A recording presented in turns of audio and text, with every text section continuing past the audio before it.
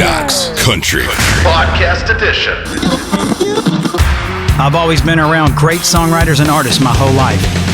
I'm Michael Knox. Welcome to my world. Hey, what's up, everybody? This is Jason Aldean, and you are listening to my boy Michael Knox on Knox Country Podcast. Welcome to the Knox Country Syndicated Radio Show podcast.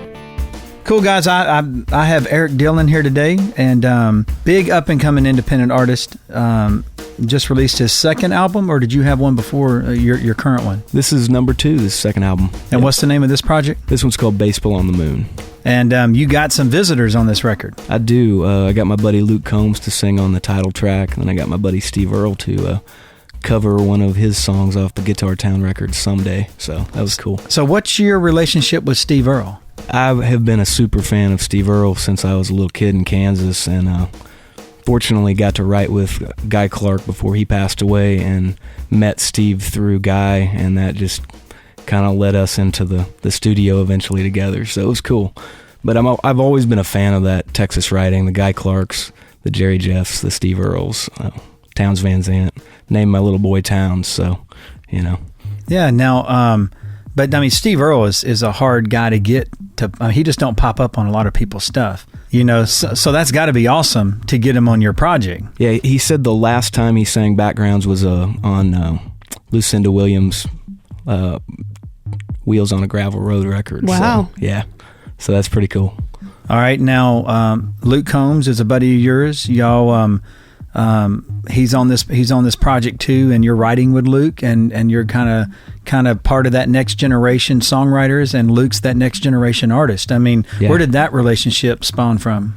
Luke found my record Heart of a Flatland Boy through his buddies Muscadine Bloodline, who are also a new up and coming act, and he became a fan of that record, and we just became buddies off of that record. And then I listened to him, and I was like, this guy sounds like a lion when he opens his mouth. He's got an amazing voice, and he knows who he is as an artist, and he's just packing places right now. And, you know, he's out with Aldean now supporting that tour, so that's pretty cool.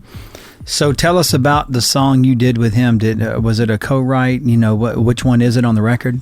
I wrote Baseball on the Moon with Mikey Reeves, and I wrote that with Doug Waterman, and it popped up on a website called The Shotgun Seat. It's a songwriter website in Nashville, and it was an uncut demo feature that they had, and Luke heard that song through that website, and when I posted on Instagram that I was releasing Baseball on the Moon, he hit me up about it, and I asked him if he'd sing on it, because that third verse always kind of hit him personally.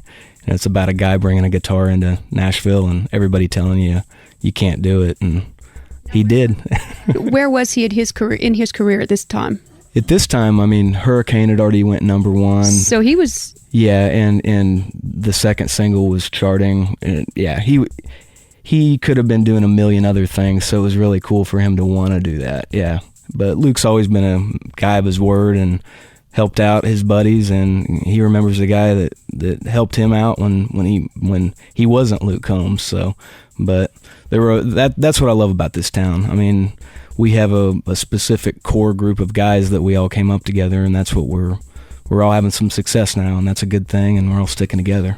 Yeah, but that's cool, man. You have your little crew right now that you're kind of building, and all the guys. I get to look outside in and watch you and your little crew kind of start making a lot of noise, you know, and it's kind of neat to watch that. Yeah, it's fun.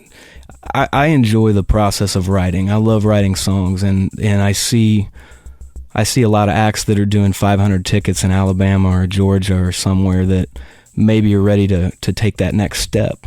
And those are the guys I want to write with, because I can help them and they can help me too. So lots of artists like that. Luke Combs, Riley Green, Josh Phillips, Muscadine Bloodline. I think we're all going to know all of their names in the next couple years. So I'm just honestly really happy to be a part of it, and I'm glad they like what I do too. All right, cool. I know you were working on a project for quite some time with a new artist named Riley Green. Yeah. You know, how did you bump into Riley, and now he's signed to Big Machine, and he's got singles coming out this year that you're a part of, man. Tell me about a couple of those things. Riley was one of those guys that a company, Peachtree Entertainment, down in Georgia, introduced me to. They said they thought he was going to be the next big thing, Bradley Jordan, and he called me because he's a fan of what I do as a songwriter, and he said, would you write with this guy from Alabama? Riley drove up, and we wrote Outlaws Like Us was the first song, and that's going to be on the new record. I sat in the room with him for about 5 seconds and knew everything that Bradley had told me was true, because the guy's 6'6", and he's a great singer, and he knows who he is, and obviously from Instagram the girls like him too. So I don't know why that is. It's like a mystery. Yeah, he's so damn ugly, you know. I don't see the big deal. Yeah, I don't either. We shouldn't though, right? Hey guys, this is Erik Dylan, and you are listening to Knox Country Podcast.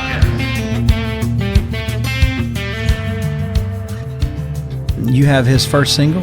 I think so, yeah. They're tossing around his first single being There Was This Girl, and that was the second song we wrote together. But I've been really lucky with Riley. He cut 8 songs, and 6 of them were my songs, and I was just trying to get one cut in this town. You know how tough that is. Yeah. And I'd spent 7 years in town without anywhere near that number of cuts. So I'm just glad that we got each other, and I can help him do what he does, and he's obviously going to be able to help me do what I do too as a songwriter. That's kind of what you dream of, is finding that artist, and I think he's the dude, honestly. Well, and you do play shows with him on occasion. Yeah. Mm-hmm. He brings me out all the time. I open up for him, and it's really helped my fan base too. Mm-hmm. Oh yeah.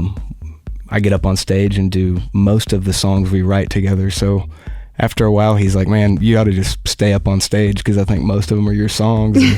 But it's fun to go out there to see what his listener wants to hear too. Mm-hmm. I think that's one big thing about opening up for him. I get to see what resonates with his listeners as an artist, and then I can sit back as a writer when Riley's playing and see what they want to hear. Mm-hmm. And I think that's a really important thing as a singer-songwriter, is knowing what your end result is and what the listener really wants to hear. You know, we can sit in a room all day, but you really have to see them. So you have another single coming out this year.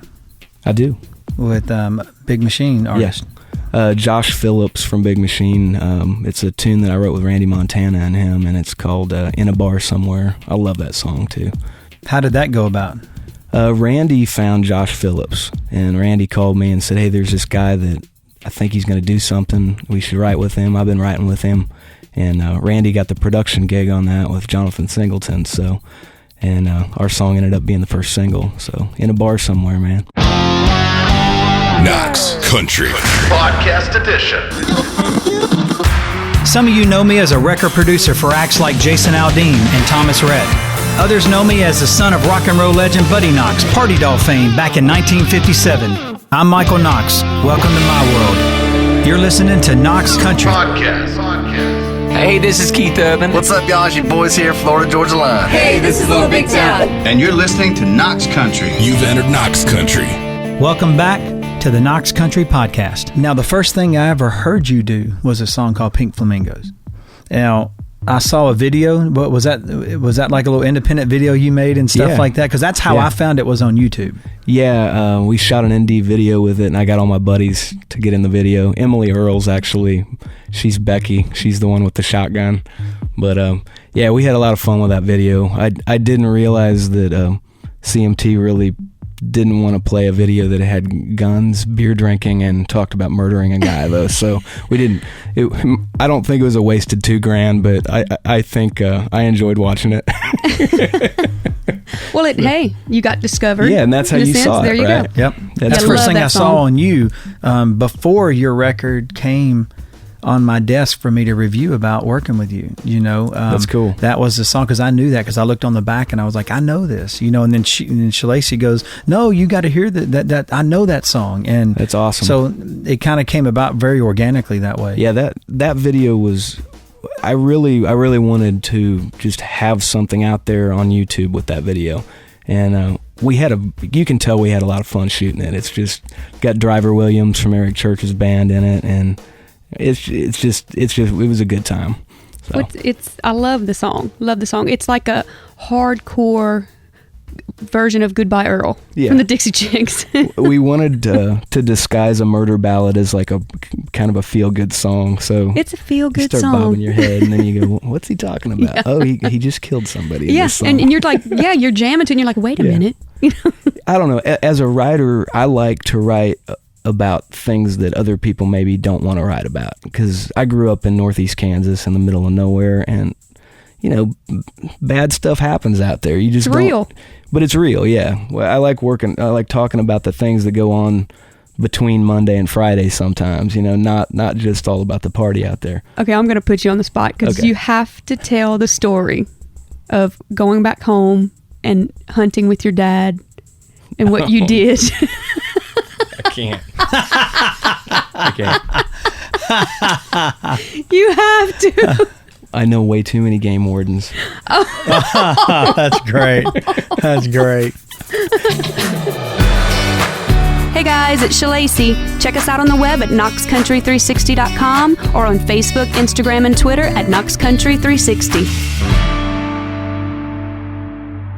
Is there a 4th of July ritual you guys do at your family or anything like that? Or do you have a great 4th of July story with you and your family, kids? In Northeast Kansas for 4th of July, we don't have a ton to do, but all the firework displays are all over the place, so 30 miles apart. So being the geniuses we were, we decided to put a tarp in my buddy's F-150, fill it up with water, and drive around 200 miles that day to all the different fireworks displays. So nobody got hurt, but that's about the dumbest thing I've ever done, I think.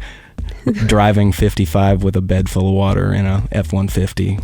Was it fun? Celebrating America's independence. It was fun, what I remember of it.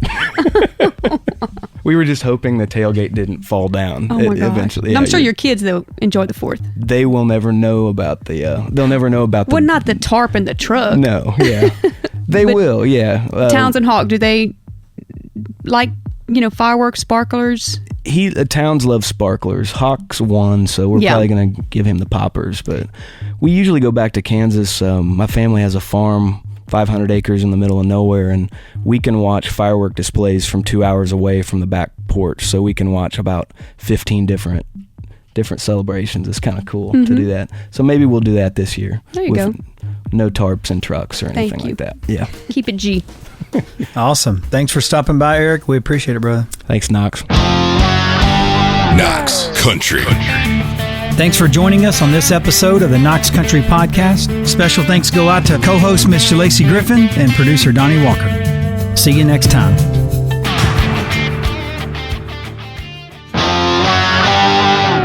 You've entered Knox Country Outtakes. You don't want me to do the pet the horse, pet the dog, pet the horse? Nope.